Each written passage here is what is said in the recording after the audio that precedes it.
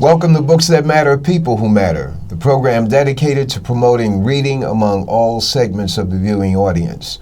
Today's guest is Imam Talib of the Mosque of Islamic Brotherhood, and he's part of our series of Islam in New York. Imam Talib, thank you for joining us. God bless you. Thank you for having me. Assalamu alaikum. Wa alaikum salam. When we introduced to you the subject of Islam in New York, you said, yes, that is something that I've been relishing doing for quite some time, at least on cable. You've been doing it at schools and other venues. Share with us Islam in New York for you, what it means to you, but first of all, for our audience who are not familiar with Islam or may have been misinformed about Islam. What is Islam?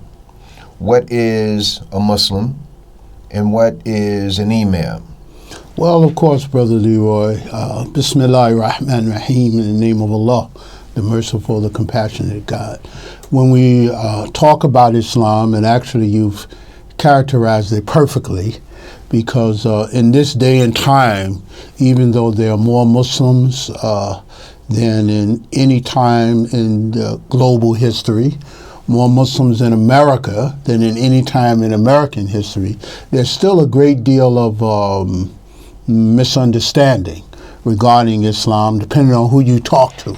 You talk to some people, that one person tell you Islam is an ancient way of life and religious faith. Somebody else will tell you it's a new one. You talk to one person, they tell you Islam is a religion of terrorism. Somebody else will say Islam is a religion of peace. So it's very, very important to understand that Islam is one of the world's global religions.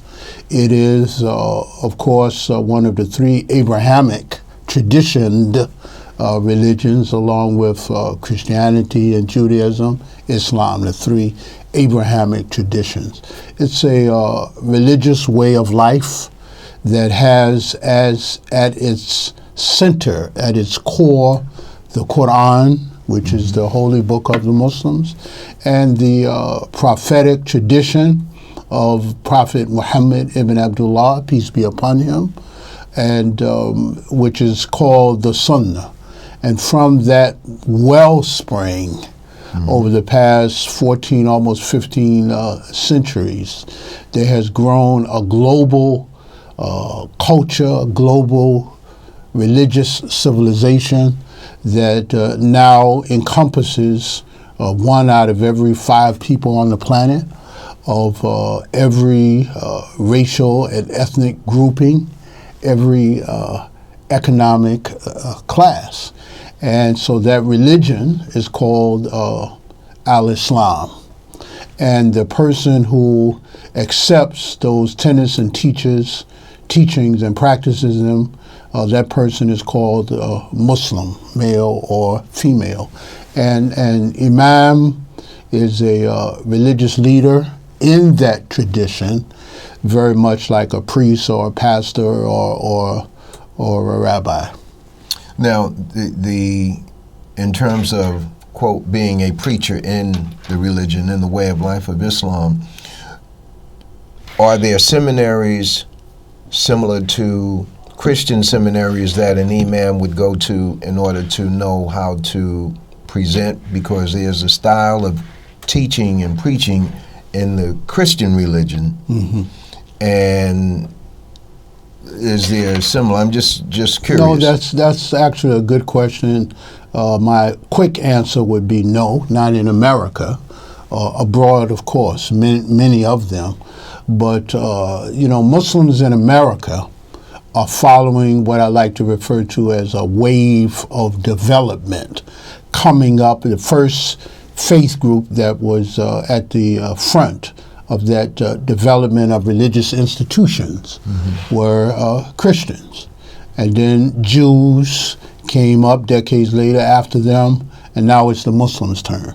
So in different, actually under the umbrella of different institutions, Hartford Seminary up in Connecticut, Yale, and some other places, there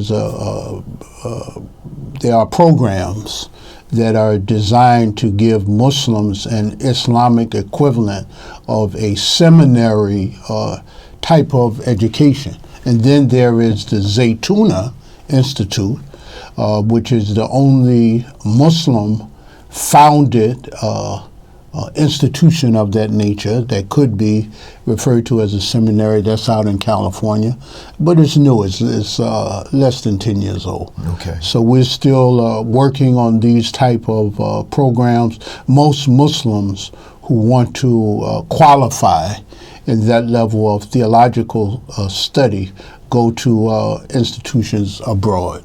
Okay. And one last thing just on that, as for preaching styles, I don't really refer to myself as a preacher, though we do a lot of preaching now. In the tradition of black folk. Right. In the tradition, and that's my point. Preaching styles vary according to what region of the planet you're from, etc. And, and case in point, African people, we have our own style.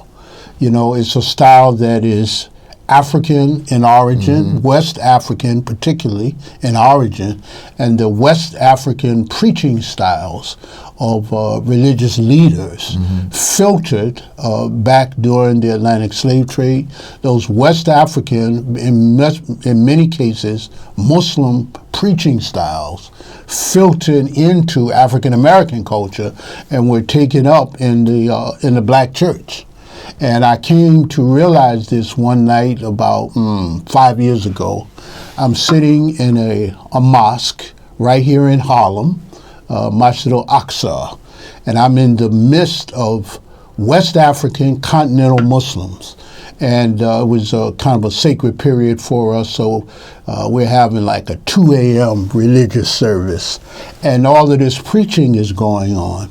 And as I sat there in the middle of that, all of a sudden it dawned on me. I said, wait a minute. Now, they aren't talking in English. And these are people who, for the most part, never been in a church, much less a black church, in their life. They're born and raised Muslim from Muslim countries. But I'm listening to them talking in Wolof. I'm listening to them talking in Hausa and other languages. And the rhythm, the cadence, all of it, I said to myself, oh man, this is black church. I'm in church up in here. You know what I mean? But that's when the anthropological dynamic dawned on me, and I realized that the black church in America, in its origins, is really African, and really, as far as preaching styles, and really non-Christian in origin. Pure, quote, Afrocentric. And in my introduction to Islam is by way of history books. In high school, we studied the Crusades, and the Christians, basically the Catholics, were against the Muslims who had control of the Holy Land. And coming into the 60s, in reading about Muslims in the daily papers, primarily the New York Times, you saw articles on the Nation of Islam, Malcolm, Nation of Islam, periodically, and the, quote, black Muslims were referred to as Muslims. And they differentiated within the context of the paper from the foreigners, when I say foreigners, those from the East as being Muslims. So it was that actually is what I saw. Today, you see Muslims. Now, when you come, so I was surprised that there were, quote, Muslims in America. And, during the during the 60s when I'm reading this, because where they come from. And therefore, as we've evolved in knowledge, I know that there is Islam in America, and we've selected Islam in New York. So tell us about, very quickly, your introduction to Islam, and the introduction first to Islam, your own personal journey, and then your interest in Islam in New York, your documentation of Islam among blacks, period, in America. Yes, well, my introduction to Islam certainly was not in school. You know, I always have to tell people that I'm not an original New Yorker. I'm actually from North Carolina. I was born in Greensboro, North Carolina, under the shadow of American apartheid. So, in my early education, elementary school education, I was in segregated schools in the South. So we never even heard of Islam. And it wasn't until I moved to New York, and as a child, 8-9-year-old child, and began to grow up here, that I heard anything at all, you know, the word Islam or the word Muslims. And of course, I think we moved to New York in 1959. So I'm growing up during that period of time, and the particular iteration or manifestation of Islam within the context of America and within the context of Black America was what I heard about. You know, during the 60s was the rise to public awareness of the Nation of Islam. You know, you're living in the Black community. Nation of Islam was a presence and what have you. And as I grew into my teenage years and began really reading on my own and studying on my own, I'm picking up books, World's Great Men of Color by J. Rogers, and it's in looking at that, and the more I learned about African history, the more I learned about the presence of Islam and the presence of Muslims on the African continent. So that was the beginning of my own awareness. Growing up, I grew up Christian. My family is primarily Christian. My personal narrative is that upon moving to New York, I started going to a Lutheran church. Nobody else in my family was Lutheran but me. Okay, and I was Lutheran from 8 until 18, and then at the age of 18, just as I was graduating from high school, I developed a great curiosity in religions other than the one that I had been exposed to. So I embarked on a 2-year period of independent comparative religious study, and during that time, Islam became part of the things that I discovered. During that time, I think when I was about 17 or so, the autobiography of Malcolm X was published for the first time. I read that twice by the time I was 19.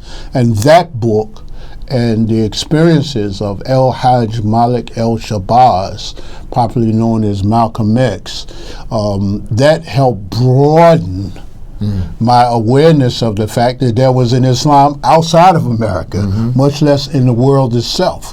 And so by the time I reached the age of 20, I became a Muslim, and I am well past 20 now.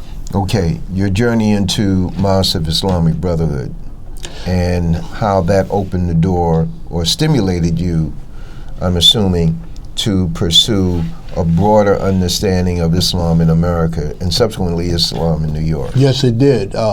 Even as I became aware of the global religion of Islam, I'm still an American of African descent. I'm a black man in America. I'm a black man in New York.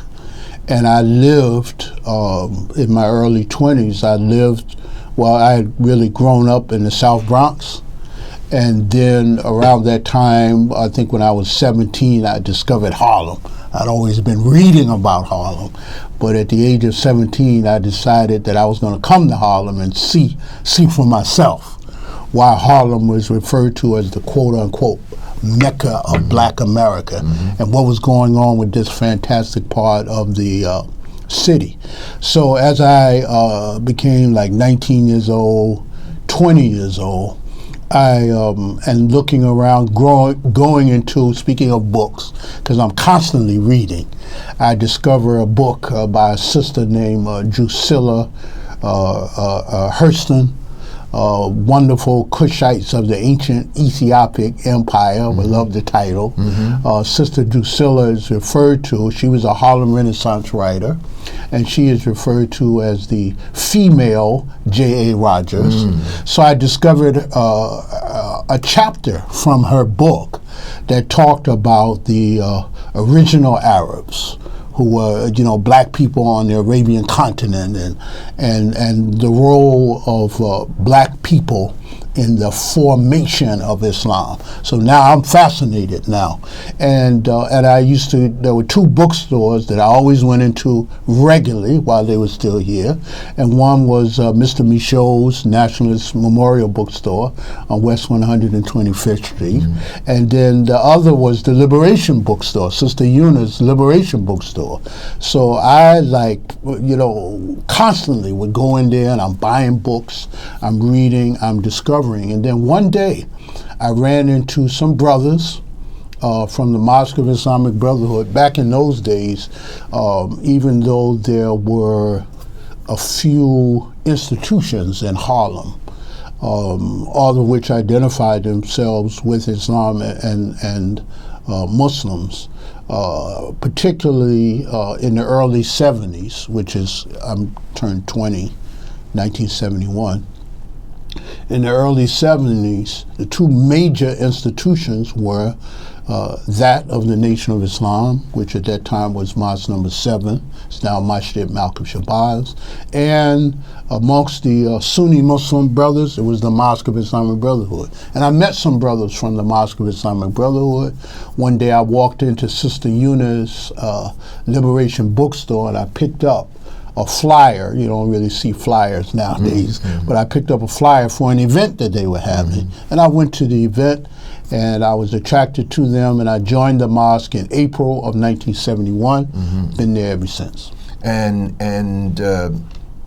moving quickly into your study. Yes. Islam in America, Islam in New York. Yes. What have you found thus far? Well, the thing that needs to be understood by everyone in America, white, black, God's whether you born and raised in America or born and raised somewhere else, is that when you talk about Islam and Muslims in America, that history, the origins of the history of Islam and Muslims in America lies with black people. Islam was brought to America by black folk, people of African descent. It's and that's one of the reasons why even right now there's still a lot of misunderstanding about Islam, because just like the rest of the history of black folk, and just like the rest of the history of the contributions of African people here in America to America itself, a lot of that history has been buried. And I mean, just pick an area: education, science. Our contributions are always buried, and in religion, our contributions have been buried, largely because, and I won't even go into, though I could, Muslim pre-Columbian explorers of America. But even if you just start where everybody likes for us to start, which is with slavery, because of its non-Christian nature, and because of the emphasis in Islam on freedom, justice, and equality, the presence of Muslims on the plantations of the South and their practice of Islam was an underground practice. Give some example. Yeah, an example would be, and let me just say, and I'm just reminding myself that I want to show this books that matter, people that matter. So if I may, Yes. So my kind of general framework is a perspective like this book by an African-American sister, Amina Beverly McLeod, professor at DePaul University. She wrote this book called African-American Islam.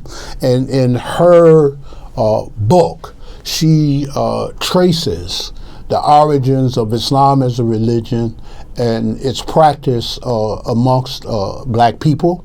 And so this is a book that everyone in your viewing and listening audience should try to familiarize themselves with.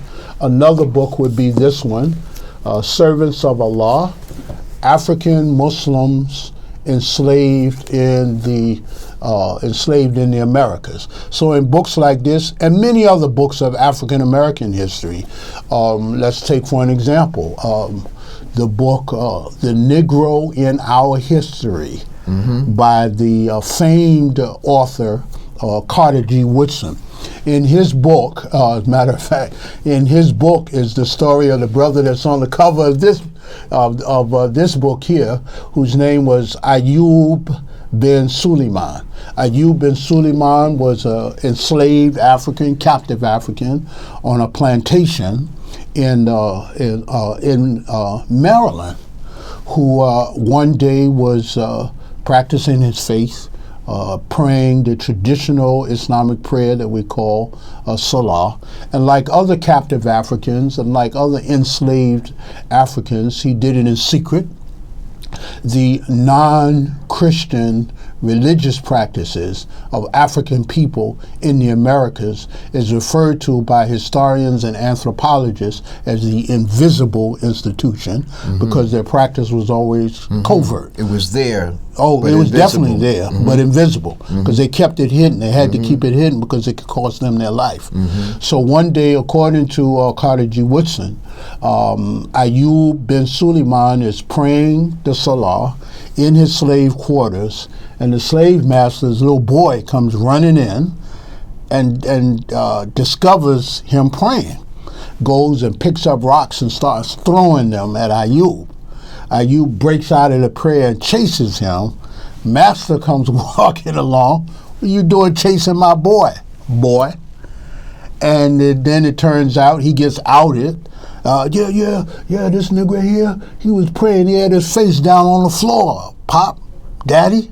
So then it was discovered that he was Muslim. He was more than just a Muslim. He was, in fact, an Islamic scholar, Muslim scholar, fluent in Arabic scholar. And the short version of his story is that his master ended up selling him for considerably more money, and he ends up being freed from slavery and ends up at the British Museum in England translating Arabic manuscripts. So this is just example. It's not just Kunta Kinte. There are many black men and women in the plantation and off the plantation. What did you find, have you found thus far on the New York? Yeah, but the African origin as it relates to particular tribal affiliation, yes, that has a thread throughout. Absolutely. We're now well aware of the African Muslim presence, at least 25 and upwards percent. Every 3 or 4 Africans brought here during slavery were Muslims. And so you take this book again, I'll show it to the audience, Servants of Allah. This book is in its 15th anniversary edition. I was amazed. I remember when it first came out. And even about 5 years ago, I was in Mali, in West Africa, in Timbuktu. And so I'm in a library, myself and Imam Zaid Shaka, another African-American Muslim leader. So the librarian in Timbuktu spoke fluent English. So he looks at us, he said, yeah, I have a lot of different kinds of books here. I even have a book on you, he says. So we look at him, what do you mean you got a book on us? He goes, unlocks, click, pulls out this book and a couple of others. So everybody know our history but us, apparently. So anyway, this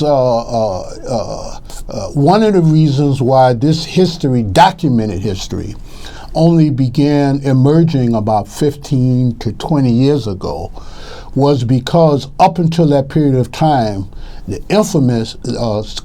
emphasis on the African populations tended to be like ethnographic, and they're talking, a lot of the writings, they were talking about African ethnic groups, and they never took their ethnographic studies to the next level, which was to study, what were the cultures associated with these different groups.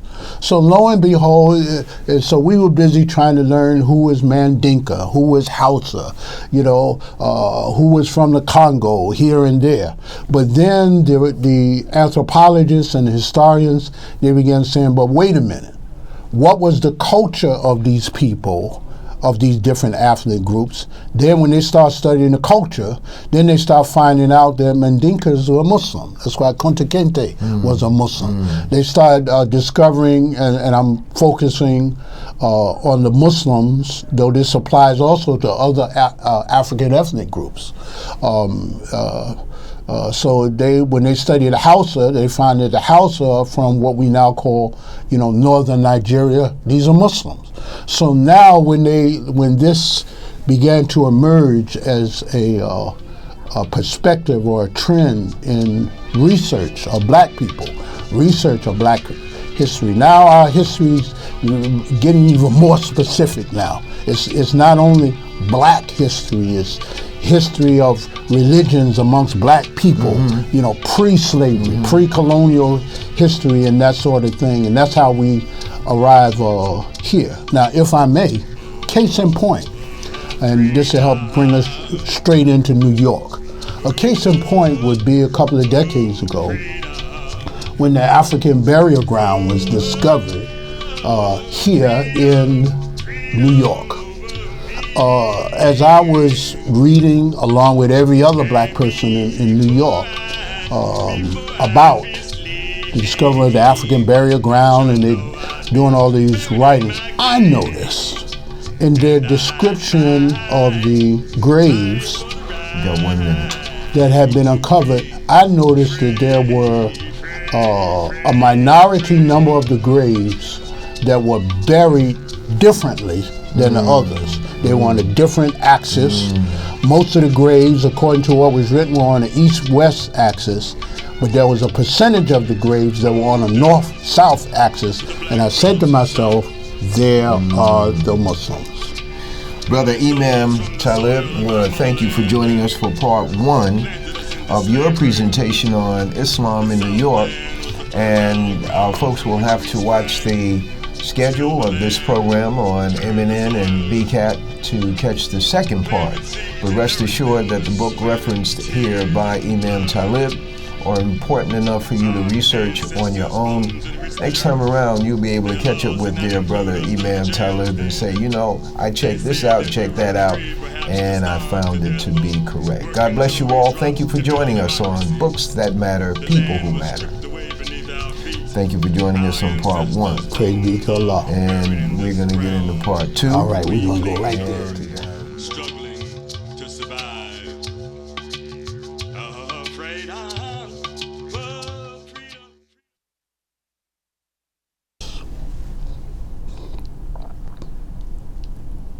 All right, we're rolling. Stand by.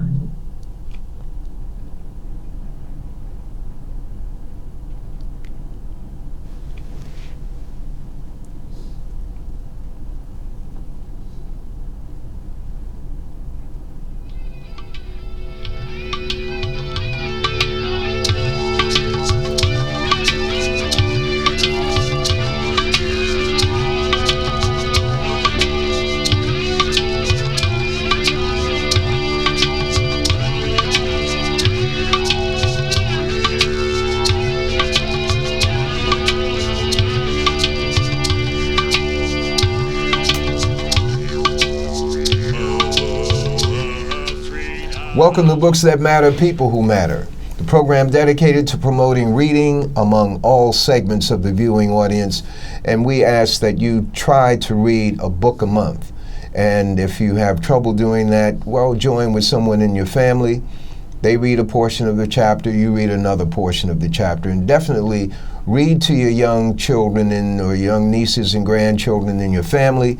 And if there's someone who is older in your family, their eyes are weak, etc., take time and read to them. You'll be doing a good deed. And if you do 10 good deeds a day, you will find yourself wealthy in the universal sense of redemption and remuneration for your efforts. Today's guest is Imam Talib of the Mosque of Islamic Brotherhood, and we're dealing with part 2 of Islam in New York. Once again, thank you for joining us, Imam Talib. Once again, thank you for having me. Alhamdulillah. We concluded the first part on the African burial ground. Go over that again, what you found significant there. Well, yes, of course, Brother Leroy, we were discussing the fact that when you talk about the history of Islam and the history of Muslims in America, that history, that historical legacy lies with black people, lies with people of the African diaspora.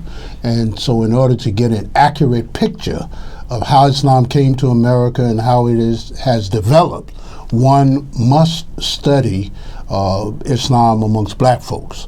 And so two of the books that we showed during the first segment were these two books, African American Islam by Amina Beverly McLeod and Servants of Allah, African Muslims Enslaved in the Americas by a Senegalese sister named Sylviane Diouf, who's a scholar in residence right up at the Schomburg Center. So at the end of our first segment, I talked about the discovery years ago of the African burial ground and how in reading the reports that were coming out regularly and attending some of the meetings there around the attempts of activists and people of consciousness in the black community to make sure that those discovered remains were respected. I noticed that there were a small number, approximately a quarter, of the graves that had been discovered were buried on a different axis than the majority of the graves. The majority of the graves at the discovered African burial ground were buried on an east-west axis. And the description of them were they were buried on an east-west axis. They were able to determine that those remains had been shrouded. And but also about a quarter of them were buried on a north-south axis. Now, here in America, Mecca is actually kind of northeast of America. It's not east, it's northeast. So when I saw that there were some graves buried on a north-south axis, I said to myself, oh, those have got to be the Muslims. And so when one starts studying the history of black people here in New York City, it's very important to understand that whenever you're studying the history of black people in New York, that amongst them, you're going to always find Muslims. Amongst them, in the black community, you're going to always find people who, to some degree or another, are associating themselves with the Islam as a religion and with being Muslim in one iteration or another. So, Islam in New York. Talk about that. Yes. Well, Islam in New York and in the urban north. In the modern era, we could talk about back, in ancient days, but in the modern era, Islam groups of Muslims, people claiming to be Muslims and claiming Islam as their religion, began to emerge in New York, in Chicago, in Pittsburgh, and Philadelphia, and other major cities, as black people are migrating from the South to the North. Many of the studies that have been shown uncovering the presence of Muslims during slavery, many of those studies have discovered black folks in the South on plantation. But towards the end of the 19th century, the beginning of the 20th century, as black people are migrating northward, historians refer to that period as the Great Migration. And after black people really start fleeing racist violence, fleeing lynchings and that sort of thing in the South, it wasn't just looking for employment. No, they were trying to save their lives by getting away from domestic terrorists who were white supremacists. So when one looks historically, all of a sudden, once the black folks get up north, then these different groups start popping up in the black community of people identifying themselves with Islam and with Muslims. Okay, so as they come north, groups become visible, Yes. not meaning, but that's equated to the practice of Islam becomes visible. Yes. Whereas As in the opposed to South, it was invisible. okay. All right, it was invisible, and this stems from slavery, part of the invisible institution. But once they get up north, things are a little more open here. You know, I like to say, they come from the little yard to the big yard, and once they get in the big yard, you got a little more freedom in the big yard. So they start manifesting who they are as their communal memory and ancestral memory starts rebooting, and they start exercising more freedom. And so as this happens, groups start emerging. Now, a couple of quick examples. I think, I always like to give examples because that helps illustrate. The oldest mosque in New York City is called the Islamic Mission of America. It's now called Masjid Dawood. It's in downtown Brooklyn on State Street in Brooklyn. But the founder of that mosque, the late founder of that mosque, and his wife, was this brother who we see in this book here, Sheikh Dawood Ahmed Faisal. And you can see very clearly, this is a black man here, okay, and Sheikh Dawood, Hajj Sheikh Dawood Ahmed Faisal, may Allah really reward him and have mercy on his soul. He opened the Islamic Mission of America 1927, which is at the end of the 1920s. He establishes this mosque in downtown Brooklyn. It's a Sunni Muslim mosque, and it attracts Muslims who are of different ethnic groups who, interestingly enough, many of them were like merchant seamen and people, they're looking for a place to worship.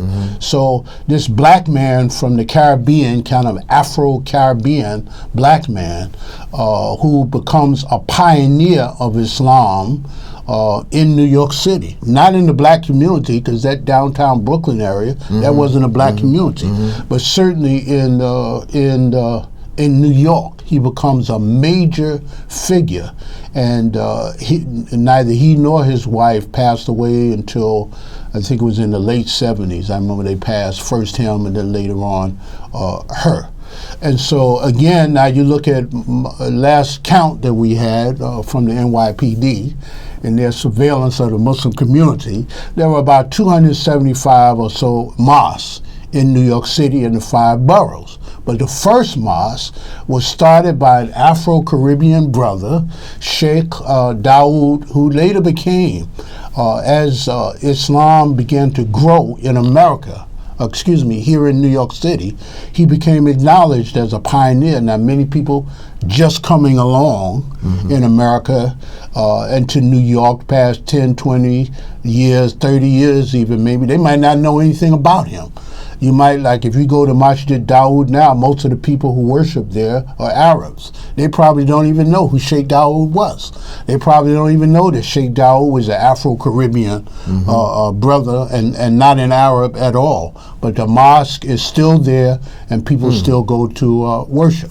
So this book, Islam, the True Faith, the Religion of Humanity. This is one of the books that Sheikh Dawood wrote by way of propagating Islam, and he wrote this book in the 1950s. Okay, so that's one example. Mosque opened in 1927, right here in New York City. Then also, of course, if one studies the history of what is called the Mecca of Black America. I don't know how long we're going to be able to hold on to that title here in Harlem. But here's another book. It's a large copy of a book called Harlem Negro Metropolis by the great Harlem Renaissance writer and poet Claude McKay. And of course, he also wrote books of history of black folks. So this is a book that gives the history of Harlem going back to 1920s, 1930s. So now, and right here in the book, go to this chapter here, on the section on activists and black leaders in Harlem. You'll see this page here. On the right side of the page is a picture of the, I guess it would be the audience left, picture of the great and honorable Marcus Garvey. And now the brother in the picture to his left, I guess it is Sufi Abdul-Hamid. Now, Sufi Abdul-Hamid was a major labor movement organizer. He started out in Chicago, lived in a black community in Chicago, late 20s, early 1930s. And of course, during that time in both New York and in Chicago, the major businesses were owned exclusively by white folks. And many of these businesses had racist hiring practices. So Sufi Abdul-Hamid, being a Muslim, as you can tell by his name, he started off as a Christian organizer in Chicago. Then he accepted Islam, and then he became a Muslim organizer. And he worked devising what we might now call guerrilla anti-racist tactics, like organizing boycotts against major businesses. We are black. If they won't hire us there, don't spend your money there. And so there was a major campaign in Chicago that he organized, and this is like 1930. You know, I always, when we are talking about the rich experience of Islam and black folks, as so far in your show you've been highlighting the rich contributions of the Nation of Islam. And but the Nation of Islam began in what year? 1930. 1930. So by 1930, there were already black people like this brother in the black community who, with no association with the Nation of Islam, but who identifying with Islam and identifying themselves as Muslims, and they're rolling, they're organized. So around after successful boycott, and it's very interesting because if we study the history of the black church in Chicago at that time, when these tactics began to take hold, the black church in Chicago also said, no, this is right, man. We need to resist this northern racism. And so they began adapting tactics, but they usually kind of kept a distance from Sufi Abdul-Hamid, who was Muslim. He wasn't in the church. He was Muslim, and he was a very fiery speaker, you know, in the kind of black nationalist tradition of fiery speakers. What was his origin? Chicago, roots in the South? Yeah, roots in the South, like most black people. And thank you for asking that, because, you know, again, many of the leaders in the black community were people who had come up from the South. I mean, you know, all you do is name them. Noble Drew Ali from the South, Elijah Muhammad from the South, Sufi Abdul-Hamid from the South. And they're coming north as black people are coming north. So around 1932, after a successful campaign in Chicago, Sufi Abdul-Hamid came to New York. And he came to New York and he came to Harlem. And that was during the time of the late and honorable Carlos Cooks and other people who were functioning in the Garvey tradition. So when Sufi Abdul-Hamid came to Harlem, he began, and here's another thing. So he brings with him this tactic of strategic boycotting of businesses with racist hiring practices. He also, joining in the kind of Harlem street corner speaking experience of that time, he says, well, I'm getting out here too. There's a lot of competition out here. So he sets up a ladder. He gets up on his ladder. First he used to preach on 135th and 7th.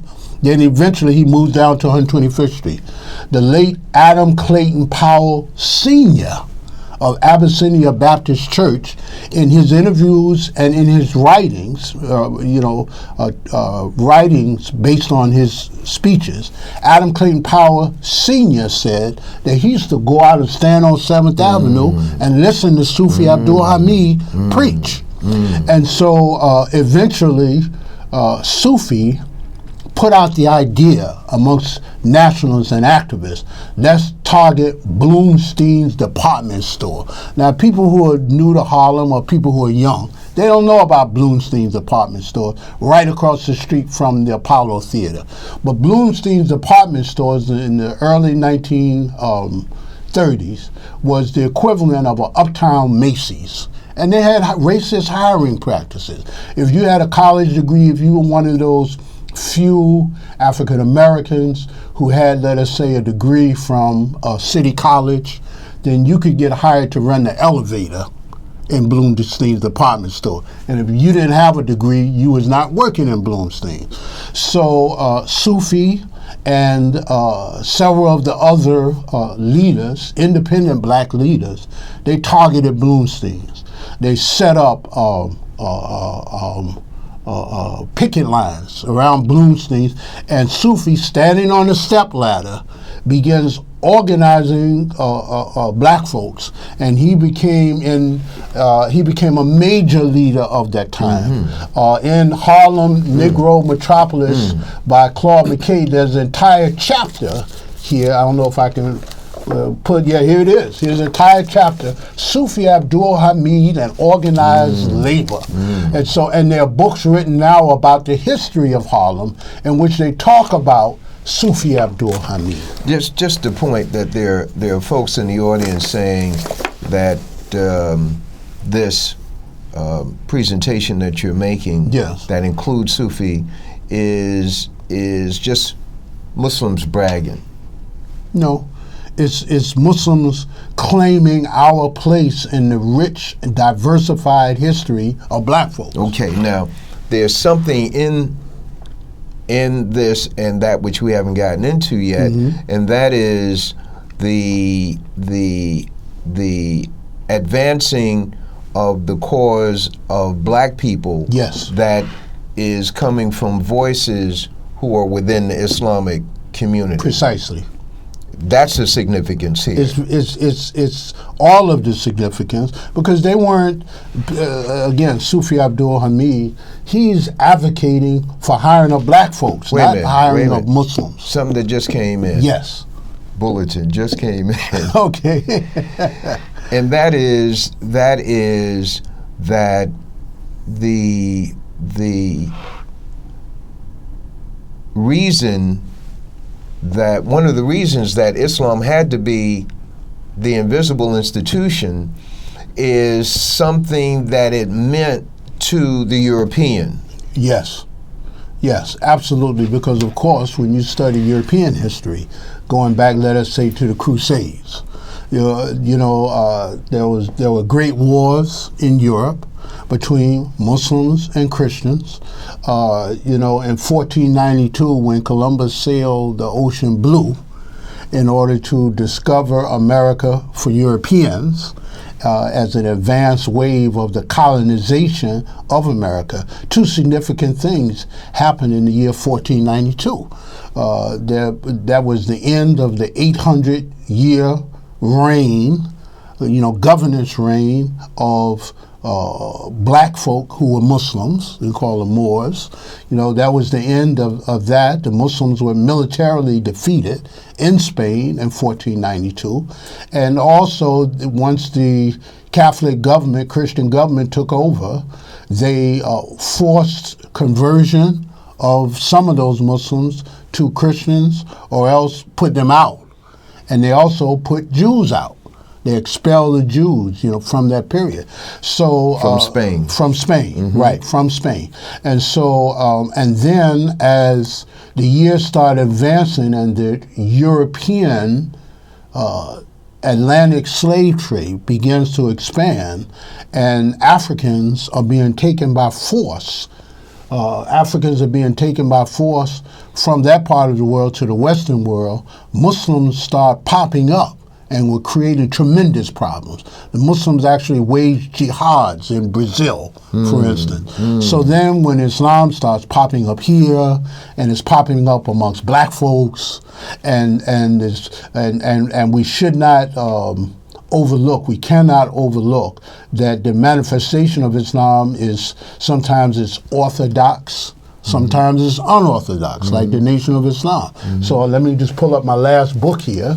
It's called Al-Islam in Harlem, The History of the Harlem Mosque. It's by our brother Mujib Manan, and he talks about that particular dimension or iteration of Islamic identity, or Muslim identity, known as the Nation of Islam.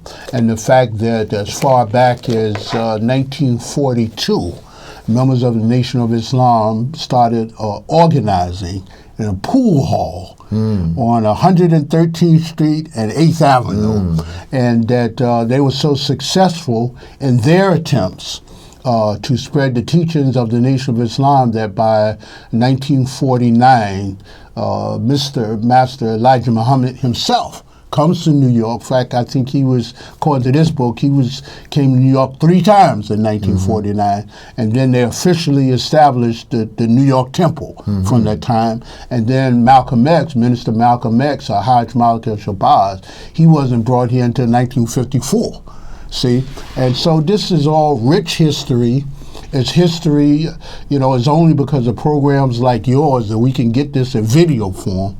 Other than that, our buried history is in books. Now, we've touched on the hidden institution. Yes. Islam being practiced in secret, going way back, coming forward. Today, it appears that the war on terrorism is, not appears, but the war on terrorism is equal. It's another way of saying the war on Islam. Yes. Which is denied, but is not what we see and what we experience. There's a movie called The Long Kiss Goodnight. Sam Jackson is in it. And in it is a line at the very end, almost 20 minutes from the end, that talks about the game plan of a false flag operation, attributing it to Muslims. That's in the film, which came out before 2001.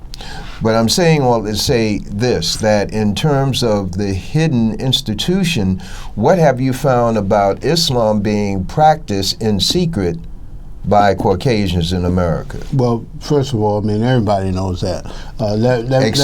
Except the Daily News and the New York Post right. readers. But let me give you an example of something that happened relatively recently. There are only 2 Muslim members of the United States Congress. Go ahead. Okay, so one of them is Congressman Keith Ellison. Yes. So as he was elected to Congress and they're getting ready to swear him in, he publicly stated, well, I want to be sworn in, I'm going to be a congressman, but I'm a Muslim.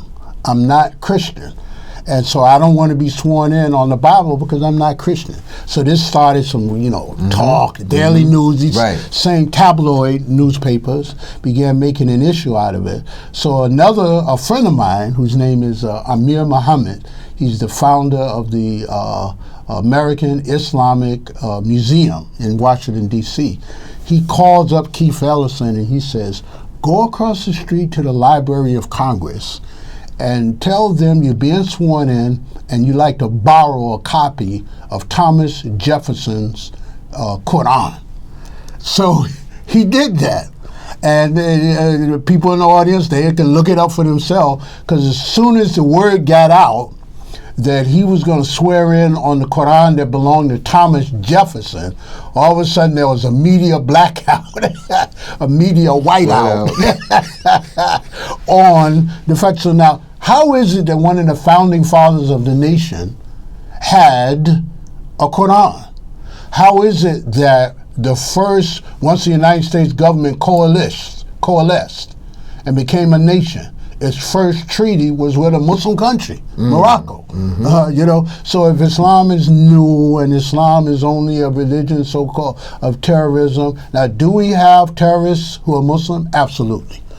Just like there are Christian terrorists, atheist terrorists, Buddhist terrorists, we live in a violent world. But Islam itself is a religion of peace, not a religion of war and a religion of terrorism. So it's very important to be aware of these type of things, in the same way that there was a media whiteout on the fact that Thomas Jefferson had a Quran, and his Quran is in the Library of Congress. There are many instances of Islam at the very foundation and root of American society that to this day is being obfuscated. And obfuscated means hidden. And that those roots have trees and branches today that are still hidden among the Caucasian community. Oh yeah, absolutely. And Islam has been and continues to be a force for good in American society. It's only these anti-Islamic bigots who are against Islam and against Muslims in any form, who try to project Islam as being something other than a positive contributor to American society. And it's a contributing force amongst people of all faiths, amongst people of all racial and ethnic groupings, and even amongst people of various classes. But that's for another show. Very good. Imam Talib. Alhamdulillah. Books That Matter, People Who Matter, featuring a good brother who is not only a scholar but a great teacher. And when folks want to hear one of your Juma presentations, where would they go? They can do two things. They can go to YouTube and type in MIB, with not the Men in Black, but type in MIB Harlem, and my weekly sermons will come up. Or they can visit us at the Mosque of Islamic Brotherhood, which is on the corner of West 113th Street and St. Nicholas Avenue. Thank you very much. Ladies and gentlemen, thank you for watching Books That Matter. Once again, read to a child, read to an elderly person, and do 10 good deeds a week. 10 good deeds a day. Thank you very much. God bless you.